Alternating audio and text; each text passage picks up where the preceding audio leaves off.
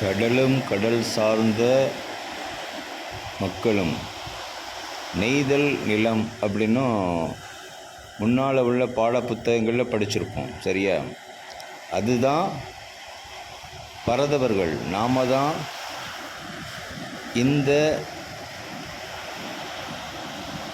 பாரத நாட்டுக்கு சொந்தக்காரர்கள். ஆதி குடிகள், பழங்குடிகள். நெய்தல், பாலை இதெல்லாம் படிச்சிருக்கீங்களே, இது ஹிஸ்ட்ரியில் எப்படி வருது? இந்த நெய்தல் இதெல்லாம் இவங்க தான்.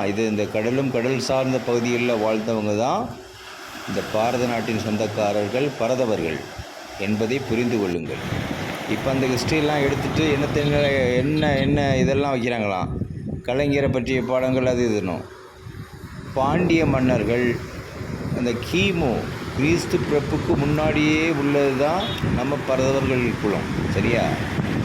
அதுக்கு பிறகு உள்ளது இப்போ ரீசண்டாக உள்ளது.